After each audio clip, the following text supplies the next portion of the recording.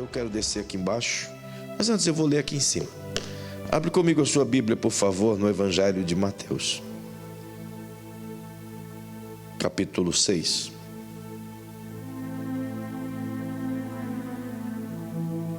E o versículo 9 até o versículo 13. Essa é uma das direções mais importantes que Jesus deixou.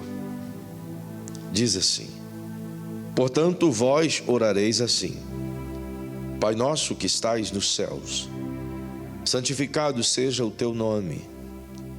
Venha o teu reino, seja feita a tua vontade, assim na terra como no céu. O pão nosso de cada dia nos dá hoje.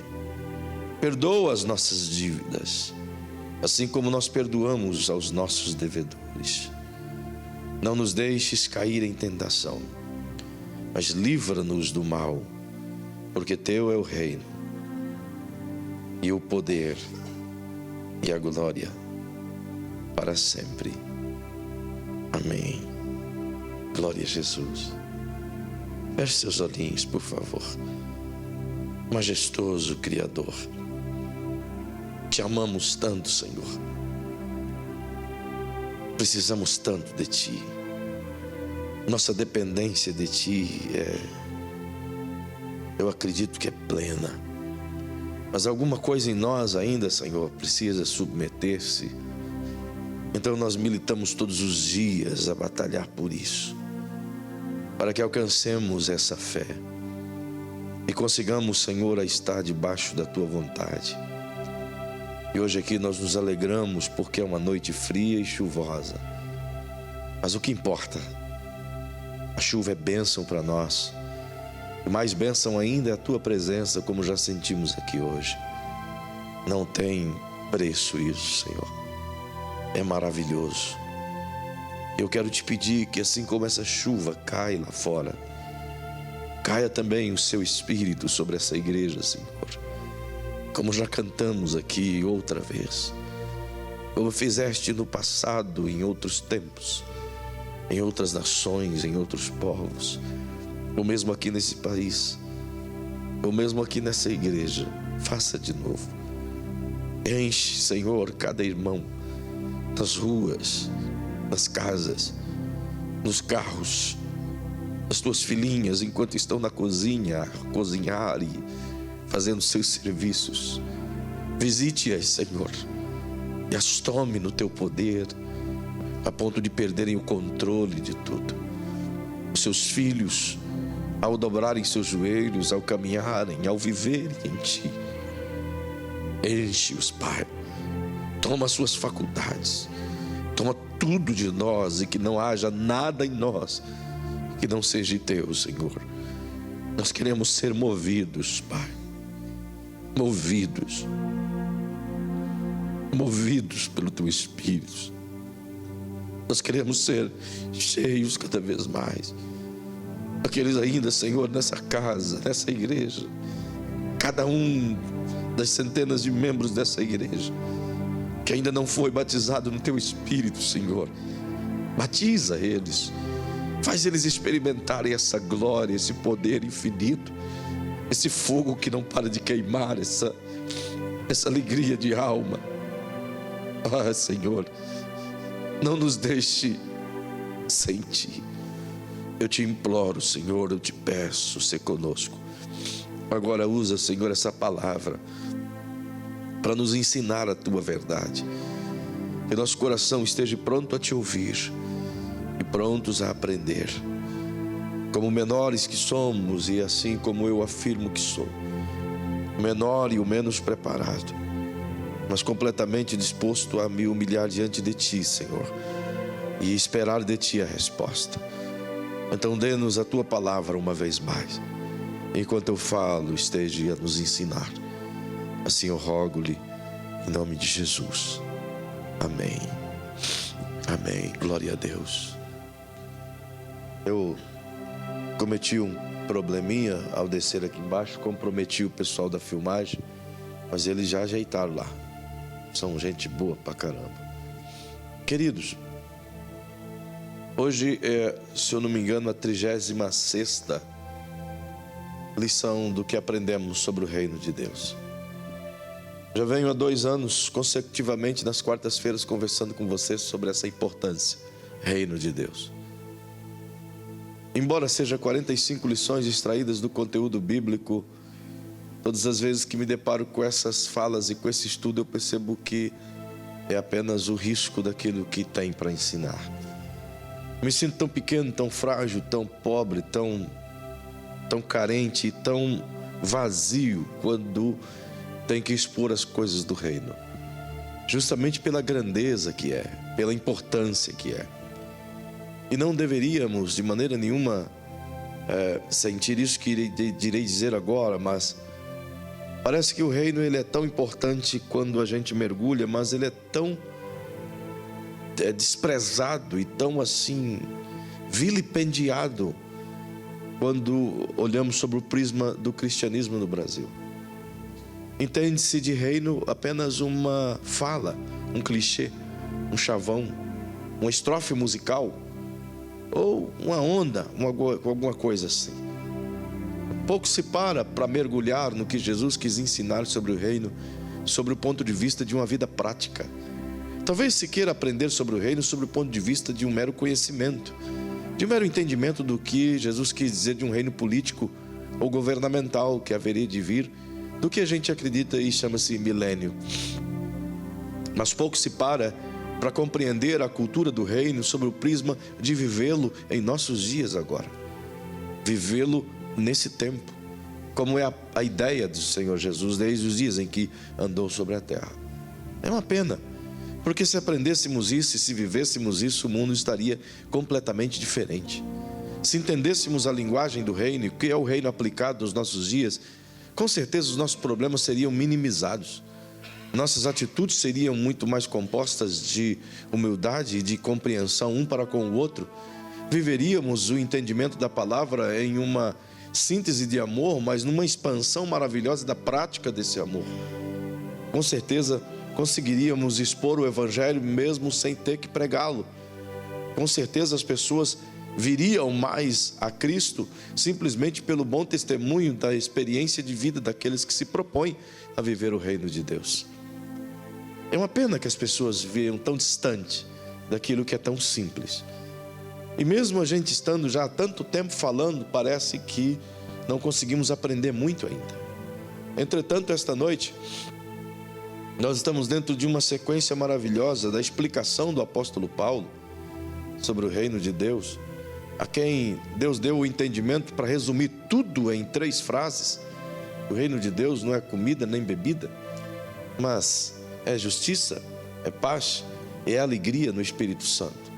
E essas 3 coisas definidas por Paulo, nós estamos na 3ª, a alegria do Espírito Santo, ou o Espírito Santo que dá alegria, e assim por diante. E compreendendo essas etapas dele, esse trabalho do Espírito Santo, naturalmente a gente vai ainda descobrir alguns fatores importantes do relacionamento que temos com ele e que podemos ter com ele no nosso dia a dia. Temos entendido ao longo desses últimos meses, e muito especialmente dessas últimas quartas-feiras, e temos a convicção plena de que não é possível andarmos, vivermos, cantarmos, pregarmos ou sequer sermos cristãos sem a presença do Espírito Santo. É inócuo, é loucura pensar que podemos fazer qualquer coisa sem ele. E é por isso que há a necessidade de compreendermos a sua atuação, como já começamos algumas quartas atrás, para entender que o Espírito não é apenas o Espírito, como alguém diz, ou uma força divina que vem nos ajudar, ou apenas o Consolador que vem até nós nos momentos em que estamos angustiados.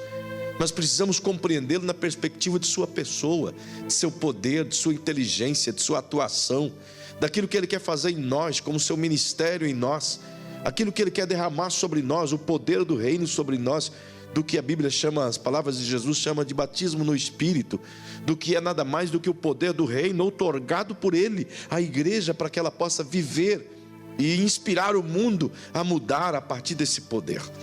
Eu não estou falando desse poder passageiro, efêmero, neopentecostal, baseado em amuletos ou uma fé comprada. Eu estou falando naquele poder que nos transforma, que nos empurra e que não nos deixa acomodar-se na nossa zona de conforto, mas que temos a capacidade dele de ir além, e se não formos, somos incomodados por esse poder para viver essa essência e libertar o mundo da escravidão demoníaca. É dentro dessa perspectiva que se fala esse conteúdo. Entretanto, é necessário ir lição por lição, e esta noite quero pensar com vocês no que considero o maior princípio do reino. Dentre todos os 14 princípios extraordinários do reino de Deus, do que são exalados no livro de Gênesis e expostos para que as famílias sejam constituídas através desses princípios, esse princípio aqui que se tem a base em todos os outros, que está exposto por Jesus aqui, é tão importante, e a gente precisa entendê-lo de maneira bem didática, e por isso eu vou ser bem professor aqui esta noite. Eu vou tentar, embora não o seja, eu vou tentar ministrar de forma que você possa compreender à luz da palavra. Perceba que há pouco tempo eu tenho dito aos irmãos que Jesus iniciou seu ministério com duas premissas importantes, e as duas premissas dele está a partir de Mateus 4,17, onde ele anuncia dizendo: é chegado a vós, arrependei-vos, porque é chegado a vós o reino dos céus. Partindo do princípio da palavra metanoia, ele está dizendo: mude a sua maneira de pensar, para que você possa compreender a chegada do reino dos céus. Mude a sua maneira de pensar, o seu entendimento, no mínimo abra a tua mente para receber os conceitos do reino, para que você possa vivenciá-los ao longo do seu dia a dia. E nós utilizamos, como já vos disse, a palavra metanoia sobre um mero prisma religioso. Sinta-se pesado pelo pecado, e aí a partir de então você muda suas atitudes. E a gente passa a vida inteira tentando mudar as atitudes e não consegue mudá-las, porque ninguém consegue transformar-se a si mesmo. O homem tentou isso durante todo o Antigo Testamento, mas não conseguiu. Então a gente só consegue a partir da compreensão do reino de que Cristo é a nossa justiça. E quando compreendemos que o Cristo nos fez justiça de Deus a partir de 2 Coríntios 5:21, então podemos, assim, crendo nele, e o crer nele faz o seu poder operar em nós essa justiça. Então vencemos o pecado, conforme o apóstolo Paulo diz em Romanos 6,14, mediante o crer. É mediante esse crer em Jesus que essa justiça opera em nós. Então somos justificados pela ação do Cristo. Agora perceba que uma vez que Jesus está dizendo às pessoas: preparem suas mentes para que o reino chegue e você possa compreender a maneira de viver no reino de Deus, ou absorver a cultura do reino de Deus. Eu já vos disse isso muitas vezes, que o primeiro ano de Jesus ele passou ensinando esse conceito de vinda do reino e explicando às pessoas o que era o reino. Embora os seus 3 anos e meio de ministrações e ensinos não foi suficiente para que as pessoas pudessem, ainda que seja Jesus falando, para que elas pudessem compreender o reino de fato e verdade. Tanto é que não compreendiam que, quando Jesus estava prestes a subir aos céus, eles ainda tinham em mente que Jesus ia instalar um reino meramente político e um governo terreno. Isso é uma imagem de antes da cruz. Afinal de contas, desde o momento que você vê Jesus falando de um governo, de um novo reino, você vê os discípulos se preparando para um levante político, para uma revolta, para o levantar de um exército, na perspectiva de destronar Roma e suscitar então um novo governo sobre Israel. Eles pensavam que Jesus ia estabelecer o seu reino político. É por isso que Jesus estava vindo para Galileia, da Judéia para Galileia, e a Maria, a mãe de João e Tiago, foi até Jesus e disse para ele: escuta, posso ter um particular com o senhor? E Jesus disse: pode. E ela diz: escuta, concede que os meus filhos se assentem, um à sua direita e um à sua esquerda, quando o teu reino chegar. Ela estava dizendo: quando o teu trono for estabelecido, deixa eles serem seus ministros, um seu ministro, sei lá, da economia, outro sei lá do que for, mas sejam os cargos mais importantes que caminhem ao teu lado. Como quem quisesse dizer: todos os outros cargos políticos que o senhor quiser dar, o senhor dá para quem o senhor quiser, mas a cabeceira dá para os meus 2 filhos, eles merecem. Justamente porque Jesus veio no caminho ensinando a eles que o reino havia de chegar, e a chegada desse reino traria conforto global, uma mudança extraordinária de vida e de visão. Então os discípulos imaginavam que seria um reino meramente político. Ela tinha isso em mente. É claro que a resposta de Jesus não foi aquilo que ela queria ouvir. Entretanto, os discípulos absorveram aquela fala como se fosse acontecer de fato literal, como foi um reino vindouro. Afinal de contas, Jesus diz: olha, quanto a colocá-los aqui uma à direita e a minha esquerda, não compete a mim, compete ao meu Pai que está no céu. E é extraordinário essa fala de Jesus. Você vai entender já por quê. E perceba que quando ele diz isso, ele fala outra coisa. Ele diz: mas se eles estivessem dispostos a beber o cálice que eu estarei para beber, e eles irão beber. E eles acharam que seria uma coisa legal, e eles mesmos disseram a Jesus: deixa com nós, a gente está pronto para beber. E não sabiam do que estavam falando. O fato verdade é que o cálice que Jesus falava era do sofrimento, e o próprio Tiago, vocês sabem disso, ele foi morto, decapitado. É uma coisa tremenda o que aconteceu ali. A espada, com a espada, não foi decapitado, uma espada afiada o atravessou. E a dor novamente vem sobre João, que foi o último a morrer, mas padeceu inúmeras perseguições, inclusive na ilha de Patmos. Mesmo idoso, sofreu angústias e agruras das mais terríveis. Tal era o cálice que ele estava pronto para beber. Agora observe que, não obstante Jesus ensinando acerca do reino e falando abertamente que seu reino não era desse mundo, aí você tem em Atos capítulo 1 e os versículos 4 ao 7, e eles estão tendo um tete-a-tete com Jesus. Jesus faz uma promessa no versículo 5, dizendo: olha, vocês fiquem em Jerusalém aqui, até que do alto sejam revestidos de poder, quando vocês serão batizados no Espírito Santo. Aí quando Jesus terminou de falar essa promessa, dizendo a eles esse poder que estariam para receber, eles olharam para Jesus no versículo 6 e disseram: Senhor, vem cá, quando é que o Senhor vai restabelecer o governo em Israel? Quando é que vai alinhar todas as coisas? Quando é que a gente vai assumir o controle, afinal de contas? Olha onde é que está a mente deles, olha onde é que está o pensamento deles. Mesmo depois de Jesus ter passado pela ressurreição, ter mostrado para eles um pouco da glória, eles terem ouvido e tudo que Jesus ouviu, e agora Jesus faz uma promessa maravilhosa acerca do Espírito que eles haviam sido recebidos. Afinal de contas, o Senhor soprou o Espírito neles há 40 dias antes. Aliás, 32 dias antes. Então perceba que coisa gloriosa acontece aqui. Diante disso, os discípulos fazem essa pergunta: nós vamos estabelecer esse governo, restaurar Israel? Será que nosso partido vai ganhar? Vamos ser aí os governantes da nação? Aí Jesus dá uma bronca neles. Diz: não compete a vocês saberem os tempos ou as estações que o Pai estabeleceu pelo seu próprio poder. Como quem quisesse dizer: gente, vocês têm coisa mais importante para receber, estão preocupados com o que é menos, com o que é passageiro, peremptório, efêmero. Jesus estava tentando tirar os olhos deles das coisas terrenas aqui e colocar os olhos deles naquilo que valia a pena de fato e verdade. E o mesmo acontece ainda hoje.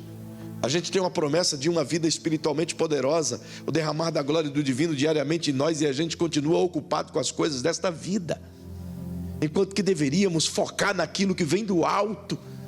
Esse deveria ser o nosso foco primário. Perceba que diante disso os discípulos estavam aprendendo sobre o reino. Nós temos essa dificuldade ainda de engolir os conceitos do reino por conta de ser algo completamente espiritual.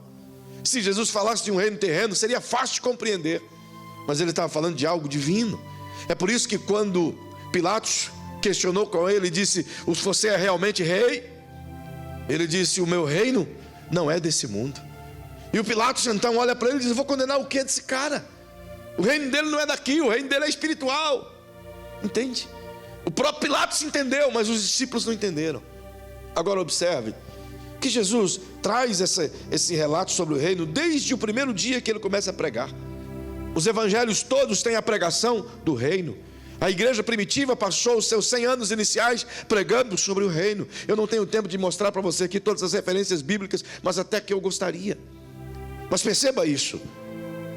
Jesus passa o primeiro ano ensinando e trazendo respostas às pessoas, respostas bíblicas, ou seja, das escrituras, interpretando as escrituras sobre a cultura do reino.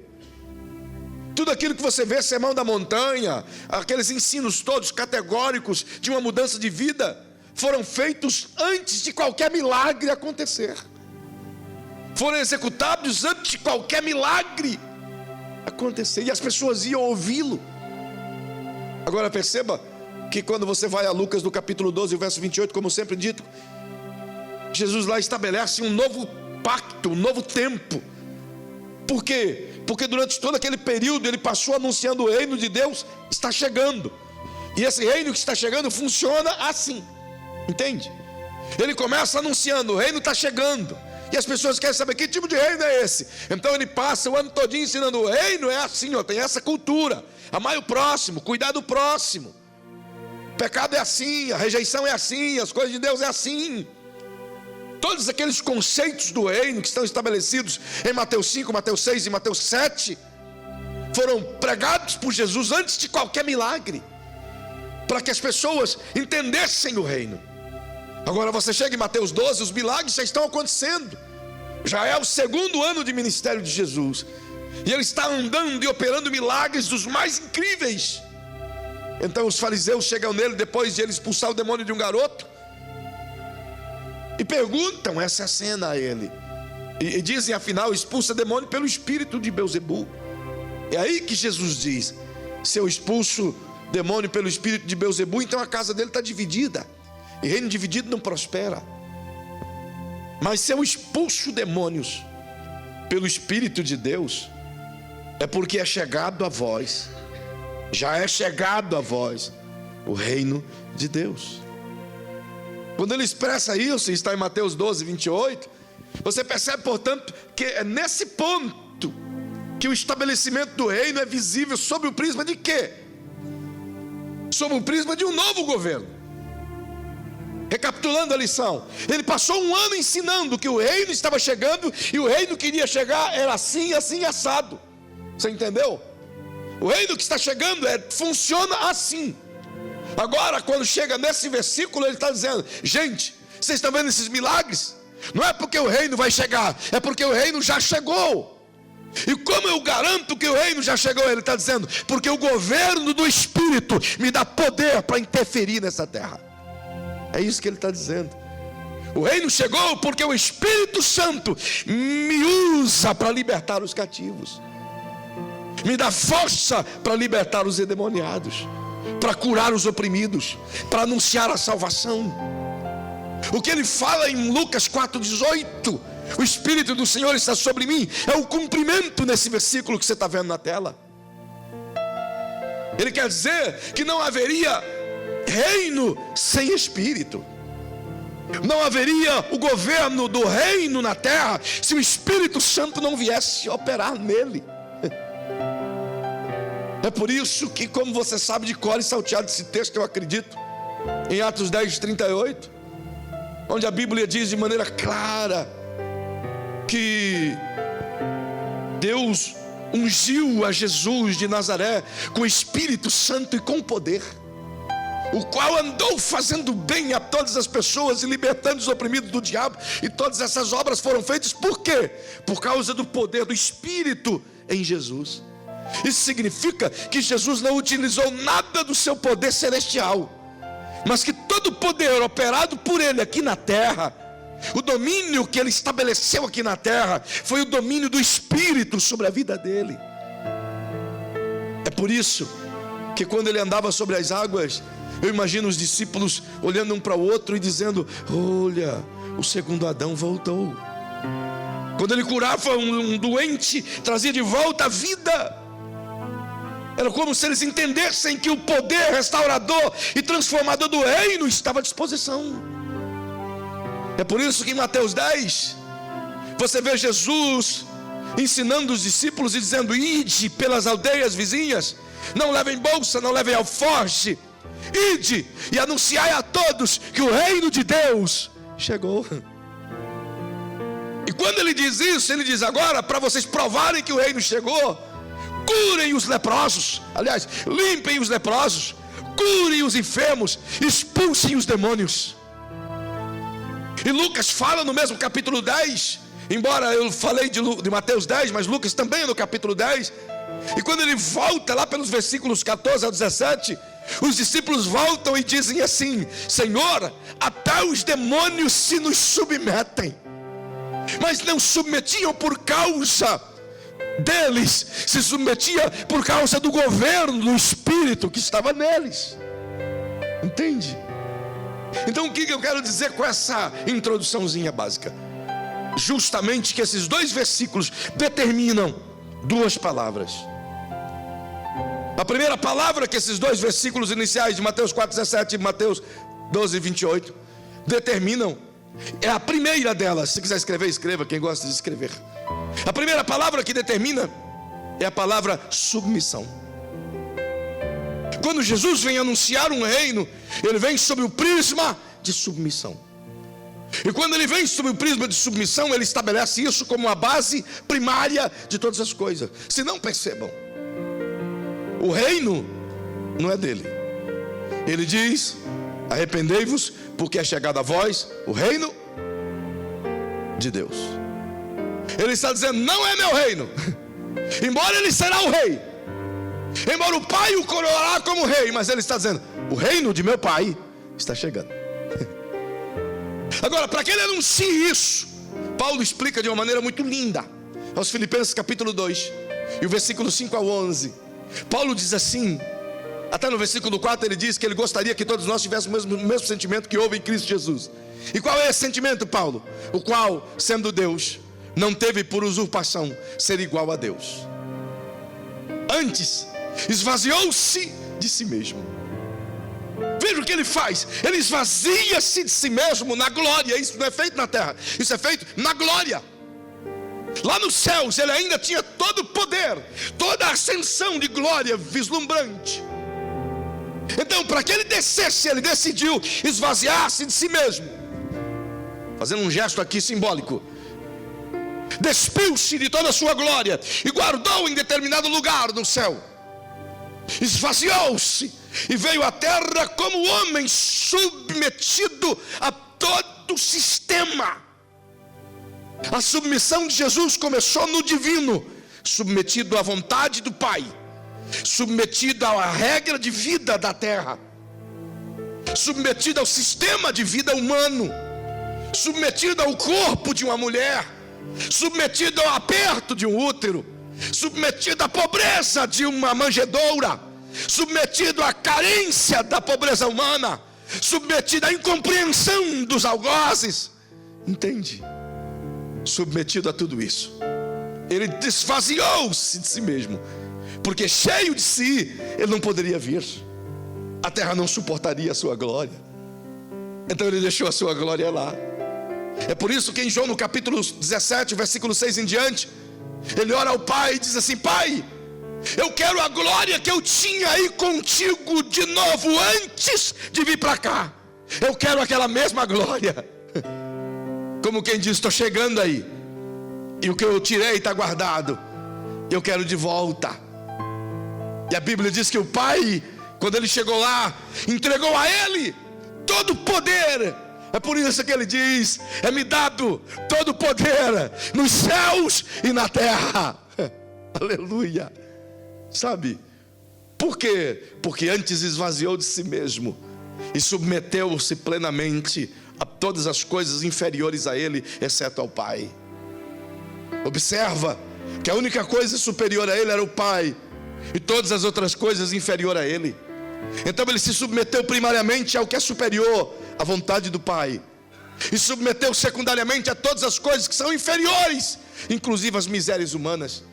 É por isso que Paulo continua dizendo, além dele esvaziar-se de si mesmo, a sequência ele é extremamente profundo quando cita em Filipenses 2,7, ele humilhou-se a si mesmo, além de se esvaziar e tomando a forma de servo, fez-se semelhante ao homem. Significa descer, não que o homem é ruim, que é estragado, que é podre, mas que o homem é perecível, que o homem é pó, que o homem não tem durabilidade, que o homem é dependente. Um eterno se submete à morte no prisma humano. O que constrói a vida se submete à destruição de uma própria vida. Entende? Fez-se semelhante aos homens, e pior do que isso, humilhou-se mais ainda, e achado na forma de servo, ele humilhou-se até a morte, e morte de cruz. É por isso que Paulo completa dizendo: por causa disso Deus o exaltou soberanamente e lhe deu um nome que está acima de todo nome, para que ao nome de Jesus se dobre todo o joelho que está no céu, na terra e embaixo da terra, e toda língua existente confesse que só Ele é Senhor, para a glória de quem? De Pai. Isso é maravilhoso. Nem a glória ele fica para ele mesmo, ele submete a glória ao Pai. Perceba, portanto, que a primeira coisa que ele ensina é a palavra submissão. Submeter-se. Submissão significa estar debaixo de uma missão, se colocar debaixo de uma missão. Submissão parte do princípio, isso é muito importante você entender, parte do princípio de voluntariedade, de liberalidade. Ninguém se submete por força. Submissão por força não é submissão, é coação, é imposição. E ele se submete por voluntariedade. Ele nos ama por voluntariedade. É por isso que Oséias, se eu não estou enganado, 6,4 ou 4,6, uma coisa assim, diz que ele nos amou, ele voluntariamente nos amou. Ele quis nos amar, ele desejou nos amar. Na mesma sorte, ele quis se submeter, desejou se submeter. É por isso que as pessoas têm dificuldade de compreender o conceito de submissão à autoridade, porque não é uma submissão coagida, é uma submissão voluntária. Isso acontece tanto no âmbito espiritual quanto no âmbito físico ou cívico. As pessoas se submetem a autoridades quando elas estão fardadas. Por exemplo, o Cássio está aqui. O Cássio é um policial. Quando ele estava no BOP de Dourados, que é o, como que chama? O DOF. Perceba, com aquela farda preta, os caras temem só de passar perto. A gente que é crente é justo, quando passa perto de um cara daquele, a gente fica, será que eu tenho alguma coisa errada? Meu Deus, será que eu pequei? Enfim, só de olhar para os caras, é ou não é verdade? Quer ver quando aquele carrão preto cheio de arma está parado e você está viajando? Meu Deus, você já começa a pensar, será que tem alguma coisa desse carro aqui que eu não sei? Você pode tirar zero o carro, mas você já fica pensando, será que tem alguma coisa errada? Só de olhar para eles. Mas agora olha para o Cássio ali agora, você se submete? Porque ele está paisana. A gente tem esse conceito de submissão à autoridade, enquanto ela está revestida de tal coisa. Mas o Cristo, diferente disso, ele nos ensina uma submissão completamente voluntária, não sob o prisma daquilo que se vê de autoridade, mas sob o prisma daquilo que é submeter mediante a grandeza de quem é e não de quem está sobre. Ele ensina que submissão reflete a grandeza não de a quem você submete, mas de quem se submete a você. É o inverso. Ele ensina que a grandeza não é das pessoas das quais ele se submete, mas é dele porque se submete às pessoas. E ele traz esse princípio para nós, ensinando-nos que a grandeza da submissão não é quando alguém se submete a você, mas é quando você deliberadamente se submete à autoridade de alguém. É por isso que ele explicou que maior é o que serve, e a gente entende ao contrário. A gente acha ao contrário.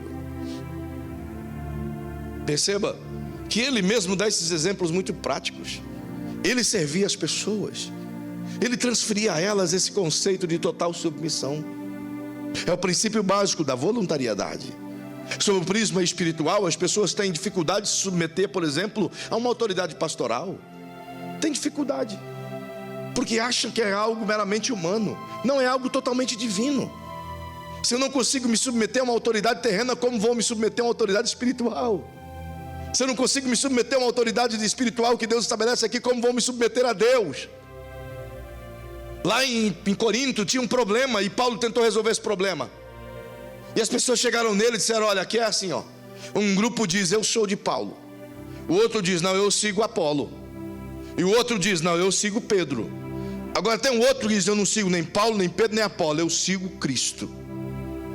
Então as pessoas diriam, uau, tem um grupo que segue Jesus, glória a Deus. Esse é o pior grupo, porque não se submete àqueles a quem Deus constitui como autoridade. Quando você olha uma pessoa dizendo, eu não tenho compromisso com homem nenhum, meu compromisso é com Deus, então esse cara está com um problema, porque não tem jeito de ter compromisso com Deus sem ter compromisso com aqueles a quem ele autoriza. Não tem jeito. Não tem jeito de se estabelecer na igreja, como sendo igreja, se não estiver submissão à igreja. Entende? Quem não entende esse conceito de submissão a uma autoridade, jamais conseguirá entender o conceito do reino de Deus. É por isso que nós temos no Brasil uma grande parte de pessoas que se chamam de desigrejadas. Existe o grande problema de pastores malacos, fraudulentos, hipócritas, raça de víboras. Eu vou parar até por aqui, vírgula.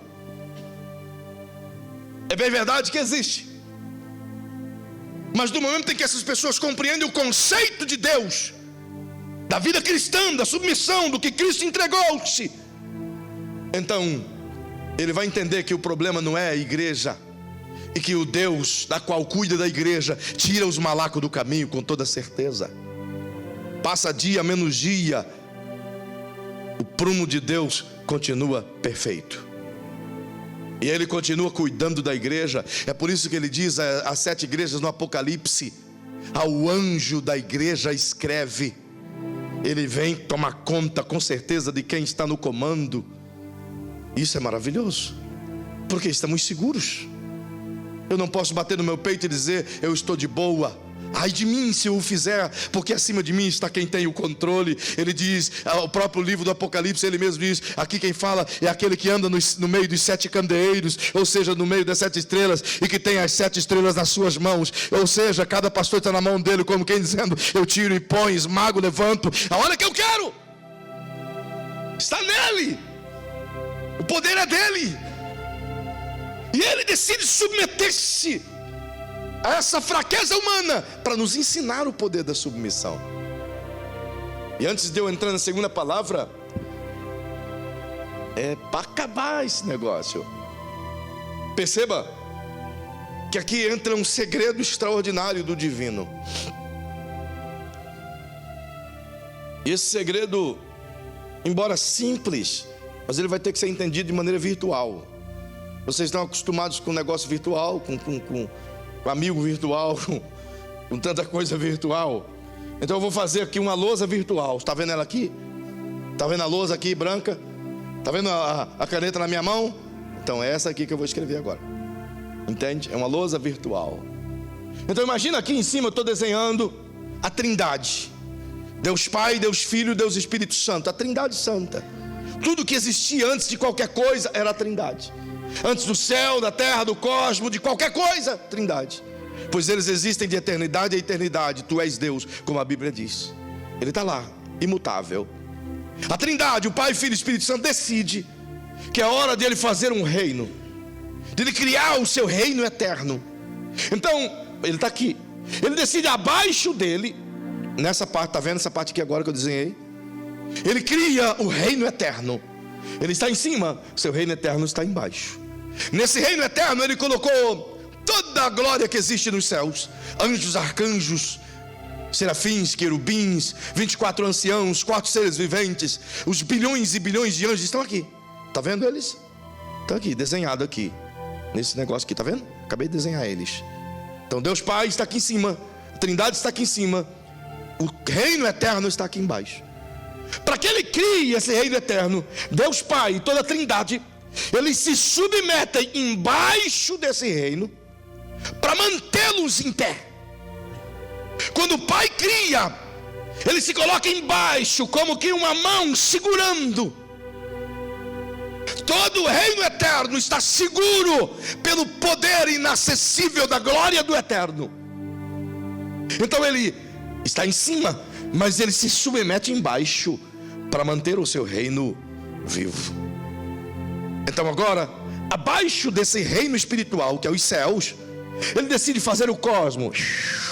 Estendeu o cosmos, como o Salmo 104 diz, como uma cortina que se desenrola. Ele fez os seus céus, foi desenrolando, colocou aqui.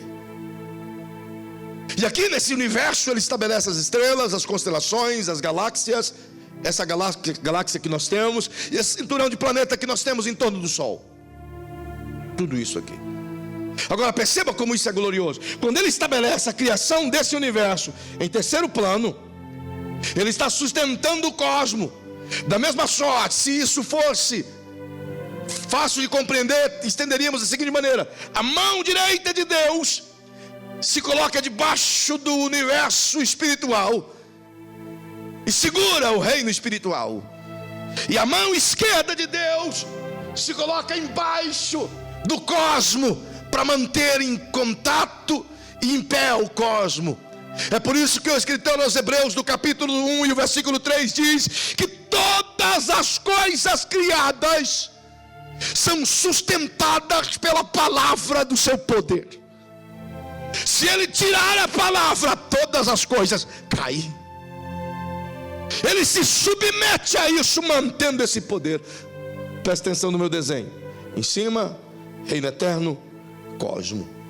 Agora aqui no cosmo, olha como ele faz.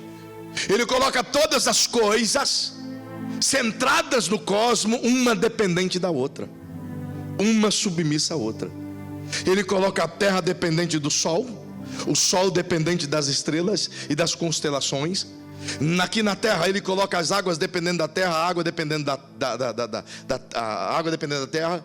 Ele coloca as árvores dependendo do sol, que depende da terra, que depende das águas, e as águas que dependem das árvores, que dependem do sol e que depende da terra. Ele coloca os animais que dependem das árvores, que dependem da terra, que dependem da água, que dependem do sol. E ele coloca a terra que depende dos animais, que depende das águas, que depende das árvores. Ele coloca os pássaros que comem as coisas das árvores, espalham as árvores para nascer outras. E assim alimenta os animais do solo e alimenta os animais que estão no ar. Ele coloca os arbustos dependendo do sol, dependendo da terra, dependendo da água, dependendo das árvores. Todas as coisas ele submete uma à outra. Ele está sustentando tudo, mas tudo ele colocou para ser interdependente. Você está entendendo? Nada acontece sozinho, nada anda sozinho, nada funciona sozinho, nada. Incrível. Até mesmo um inseto como a barata tem sua funcionalidade, por incrível que pareça. Isso é uma barata, o que mais me encanta é querer saber quem é que fica lá invernizando ela. Porque a costa da bicha é bonita, ela é horrível, mas as costas é bonita. E ela possui virtudes extraordinárias. Não é à toa que existem fazendas de baratas no Japão e na China. Fazendas de baratas. Para quê? Remédios contra o câncer. Vai vendo. Vai vendo. Nunca mais você mata uma. Às vezes está matando a tua cura. Perceba que tudo isso está ligado um com o outro, linkado um com o outro. Não há nada que seja, digo, eu não preciso de nada, não tem. Tudo depende um do outro. Não é maravilhoso? E o próprio Deus se submeteu a isso para sustentar.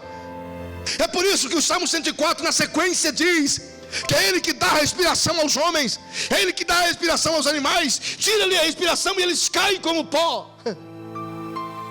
Ele diz que é Deus que dá comida ao servo, que dá alimento aos pássaros, que dá de comer às baleias. Uau! Ele linkou todas as coisas, todas unidas uma com a outra. Agora, dentro desse universo no qual Ele está sustentando tudo, então perceba que coisa mais gloriosa. Ele diz: eu vou fazer o ser humano.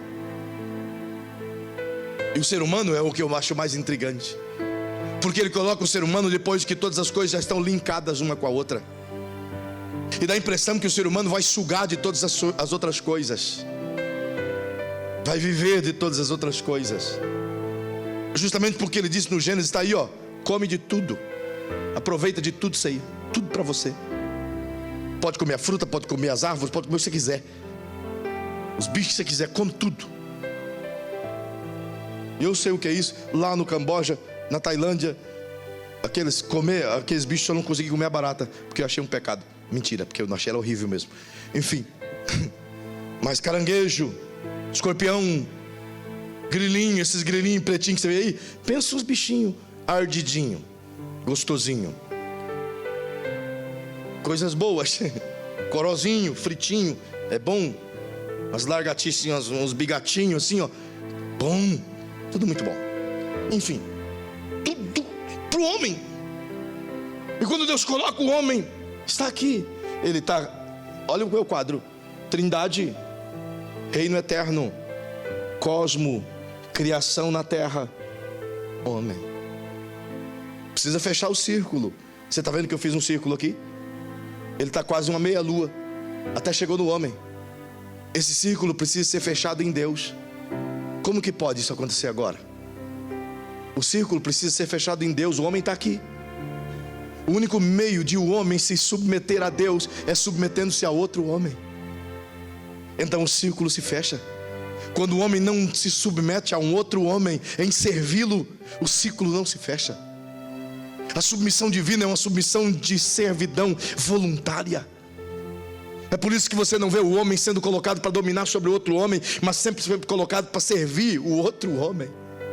Então quando o homem diz: eu não vou servir o meu próximo, eu não vou amar o meu próximo, eu não vou me submeter ao meu próximo, ótimo! Ele corta o vínculo com Deus.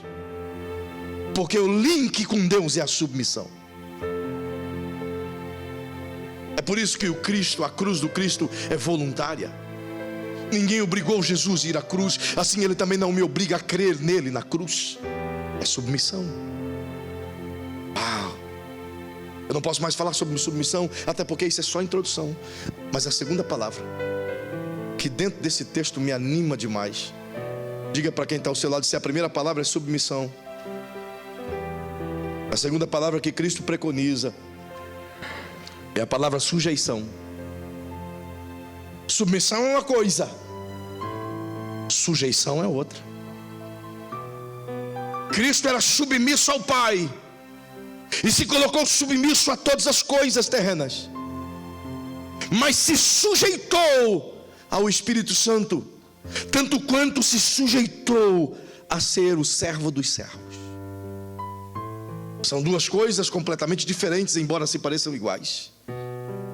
Submissão parte do princípio da vontade de servir, de se colocar a favor, de se colocar debaixo, de carregar a carga, voluntária. Sujeição parte do princípio de obedecer,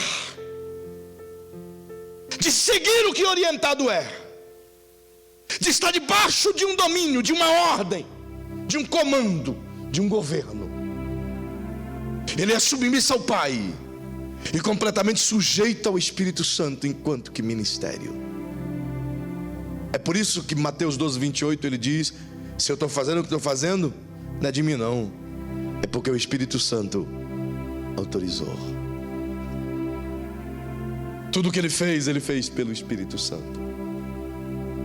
Uma vez que você entende esse princípio da sujeição, da obediência, eu só consigo obedecer se eu estou sujeito a essa ordem. Jamais eu obedecerei se eu não entender que eu preciso me sujeitar àquele comando, àquela direção. Eu posso inclusive ser submisso, mas não me sujeitar. Eu posso ser submisso ao corpo pastoral dessa igreja, mas não me sujeitar a ele. Eu posso me submeter ao reino de Deus, mas não me sujeitar a ele.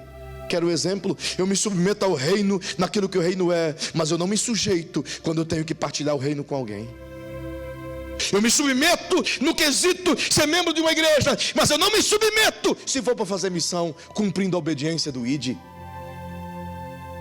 Eu me sujeito enquanto que obedecer as preconizações da igreja, mas eu não me sujeito ao que o pastor ensina, ou ao que me submeto aqui em casa, porque moro nela, mas eu não me sujeito ao que meu pai e minha mãe me dizem para fazer. Isso é muito sério, porque as duas coisas caminham juntas. A submissão é casada com a sujeição. Eu jamais conseguirei executar a minha submissão se eu não entender que eu preciso de igual modo, no mesmo nível, aceitar a sujeição.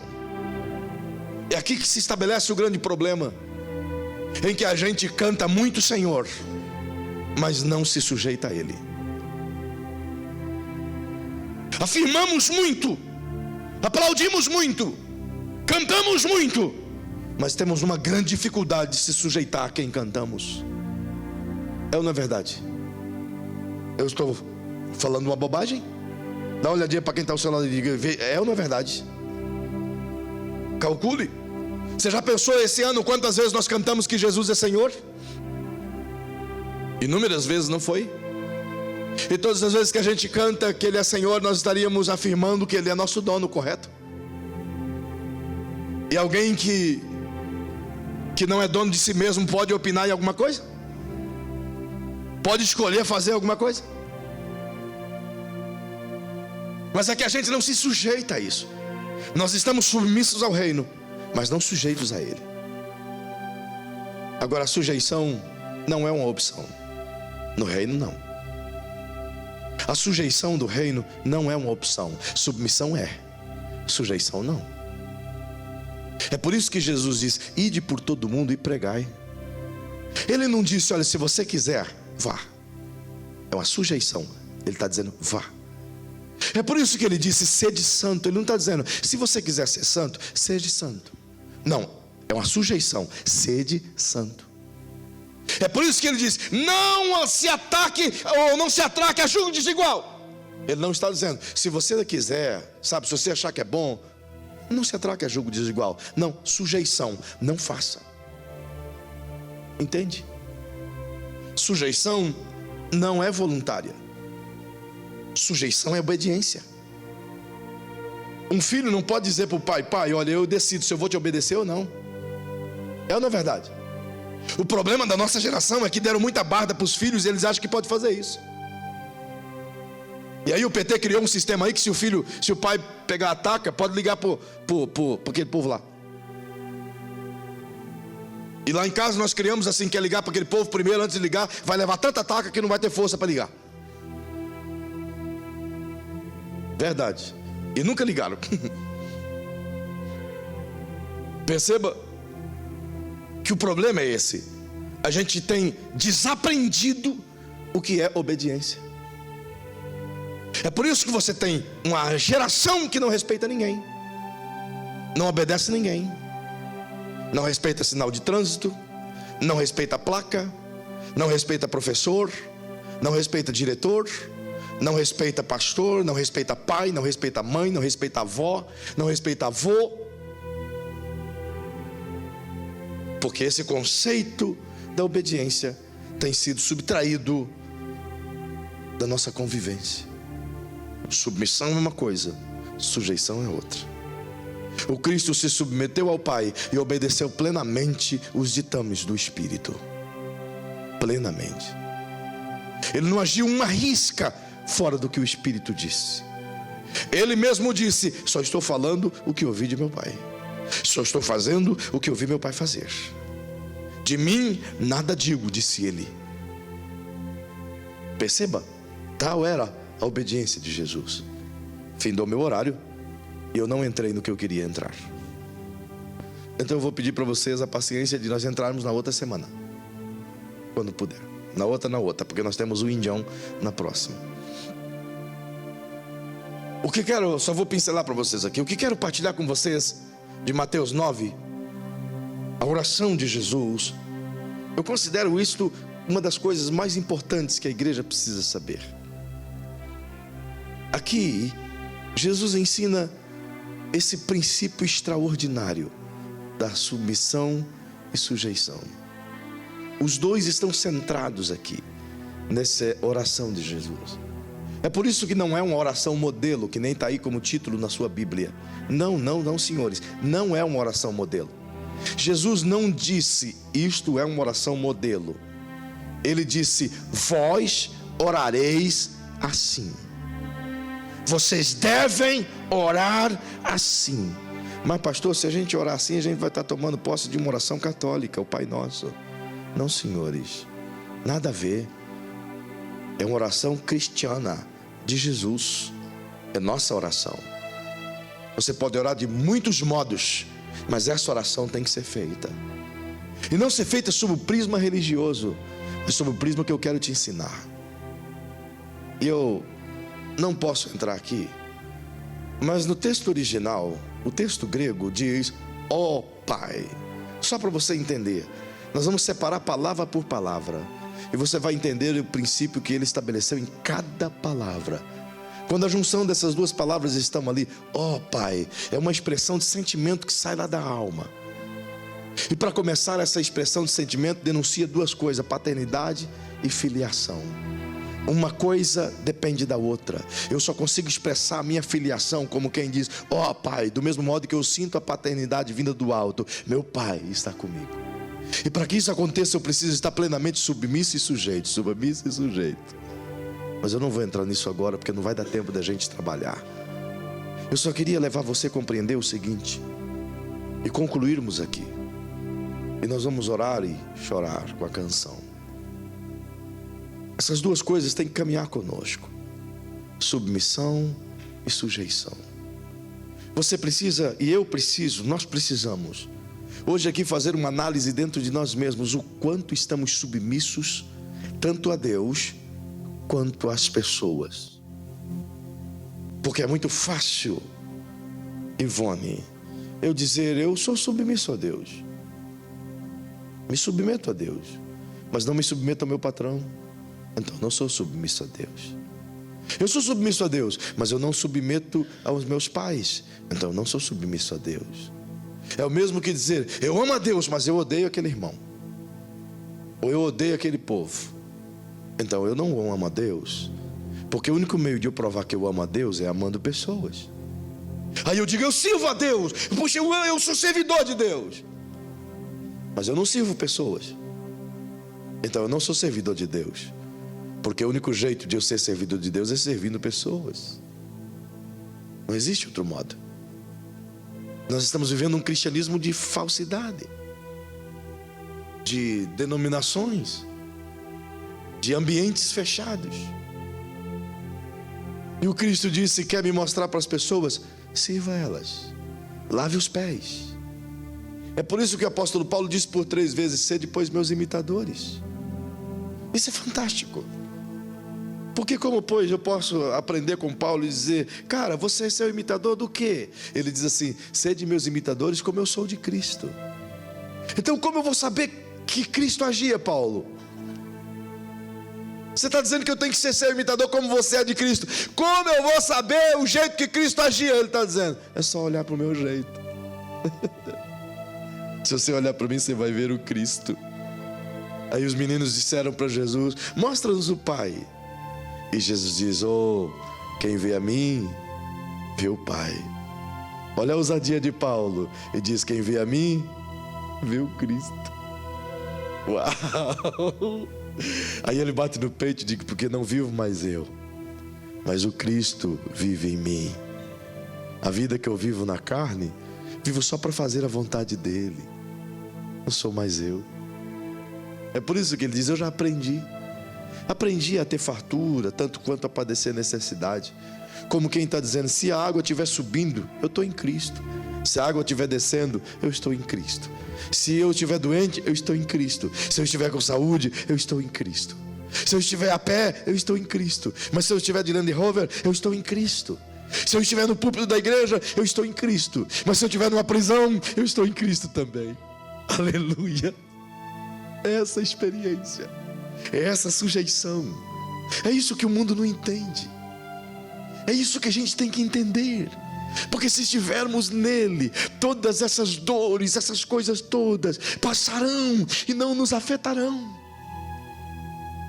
Você não consegue entender isso ao ler o texto bíblico. Eu fico pasmo de olhar a explicação de Atos 5, lá no fim do capítulo, não me lembro o versículo, mas os discípulos disseram assim: oh, glória a Deus, fomos achados dignos de sofrer por amor a Jesus. Olha a loucura. Aí hoje você vê os irmãos tendo uma dor de barriga e culpando Deus. O cara enche a pança de puxeiro numa noite de quarta-feira à noite, passa mal na madrugada e começa a dizer: ai, Deus me abandonou, não vou mais na igreja, porque não vem nenhum pastor orar pela minha dor de barriga. Vai tomar um laxante para liberar geral. Compra um bom ar. Não é não? A gente fica criando desculpas para as nossas mazelas. justamente porque não compreendemos esse maravilhoso princípio da submissão e da sujeição. Então eu te convido a fazer essa análise hoje. Como estamos nos submetendo ao Senhor? Termino com essa pergunta. Se o Pai, do qual eu digo, eu estou completamente submisso a Ti, Senhor, e sujeito à Sua vontade, pois a gente ora, seja feita a Sua vontade, assim na terra como no céu. Então eu digo, eu estou sujeito, Senhor.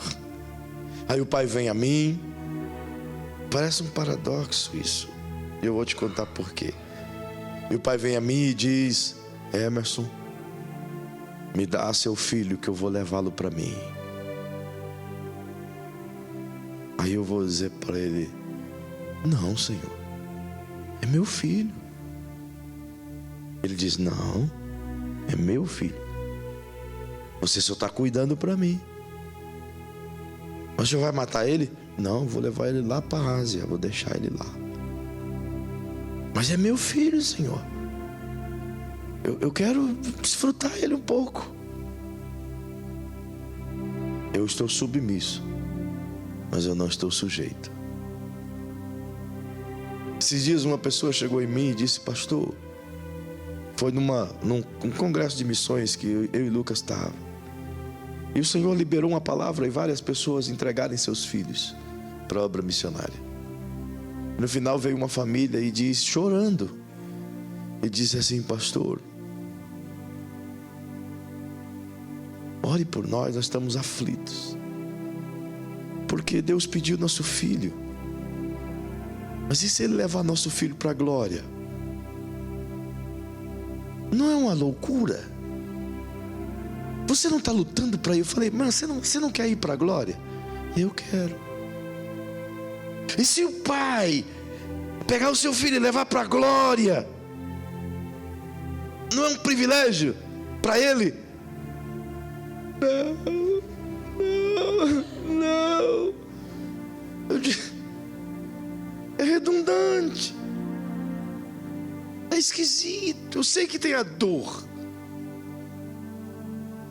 mas pelo simples fato de eu ser submisso e sujeito, ele atenderia o meu coração.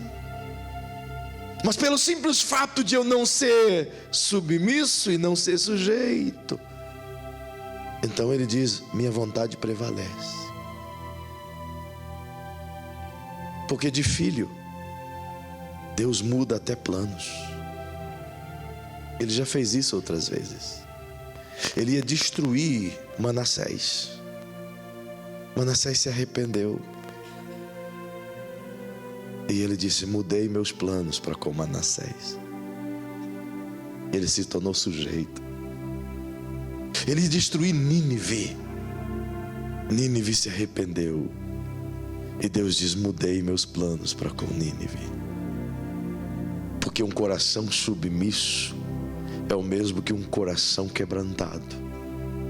E a Bíblia diz que um coração quebrantado e contrito Deus não rejeitará. Se submeta, se sujeite a Ele. Faça a sua vontade, Senhor. Faça a sua vontade. Você pode ficar em pé.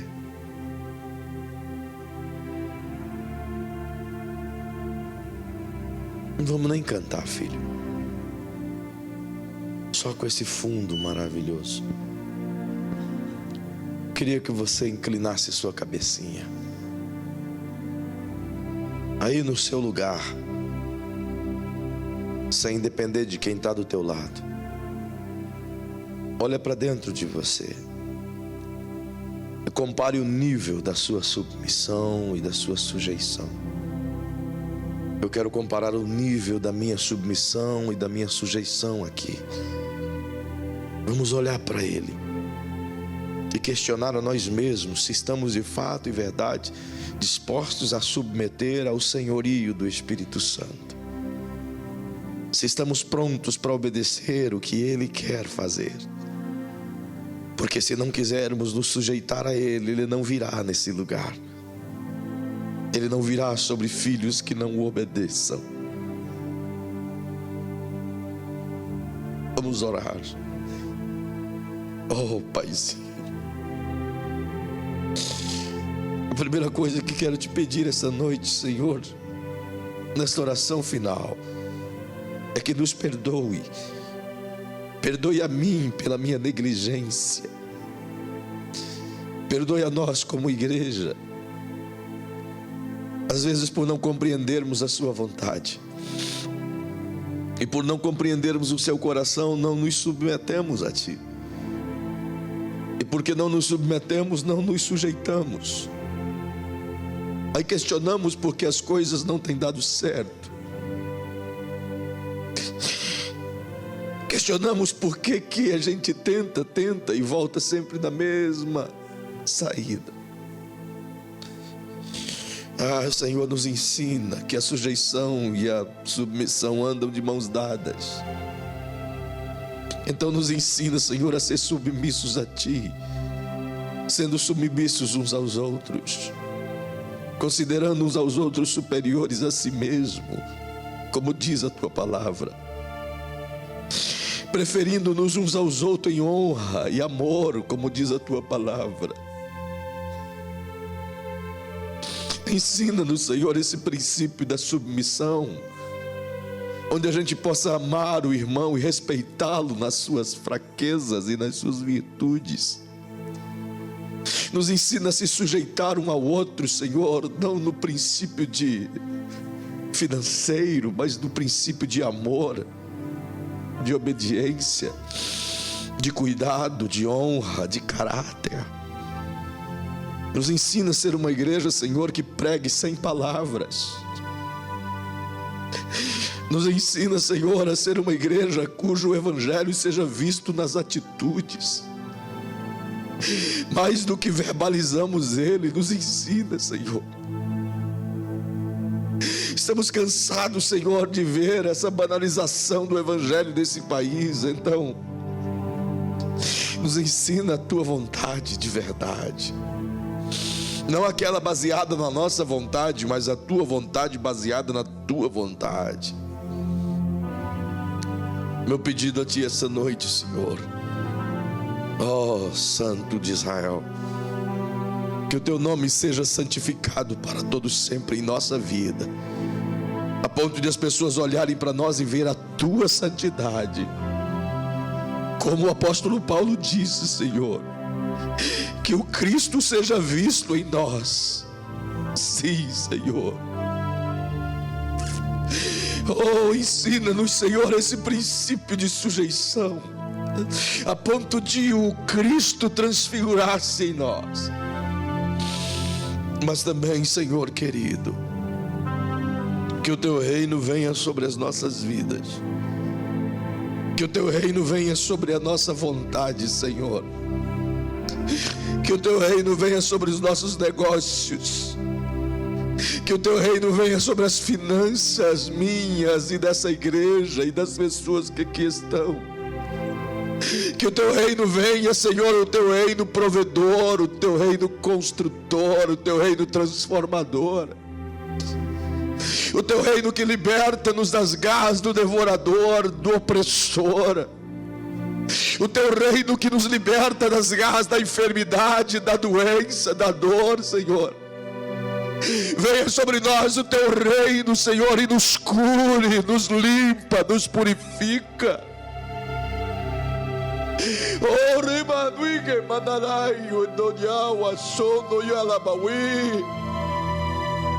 Venha o Teu reino sobre os casamentos aqui, Senhor, e estabiliza. Senhor, anula os conflitos, anula as informações desencontradas, pacifica corações com a chegada do Teu reino, Senhor. E venha a Tua vontade sobre nós, Pai. Venha a Tua vontade sobre esse país, venha a Tua vontade sobre esta igreja, venha a Sua vontade. Venha a Sua vontade sobre os governos dessa nação, sobre as autoridades. Venha a tua vontade sobre os negócios dos seus filhos, Senhor, sobre a prosperidade deles, sobre tudo que eles têm e que são e que estão aqui. Oh, que o teu reino venha, Senhor, e seja feita a tua vontade, Paizinho querido. Nos submetemos e queremos nos submeter, nos sujeitamos e queremos nos sujeitar. Então que o teu Espírito nos impulsione, nos inspire e nos conduza a um tempo de completa submissão e sujeição à sua vontade, para que o teu reino governe sobre nós. Assim eu oro, Senhor, com a tua igreja esta noite, no nome majestoso de Jesus o Cristo, hoje e sempre. Amém. Se você pudesse dar um abraço bem caloroso em quem está perto de você e dissesse para essa pessoa que venha o reino de Deus sobre a sua vida. Que o reino venha, que o reino venha, que o grande amor de Deus, que a paz do Cristo e que a unção do Espírito e a comunhão do Espírito e o poder do Espírito esteja sobre todo aquele que crê, e todo aquele que crê diga glória a Deus. Vá em paz.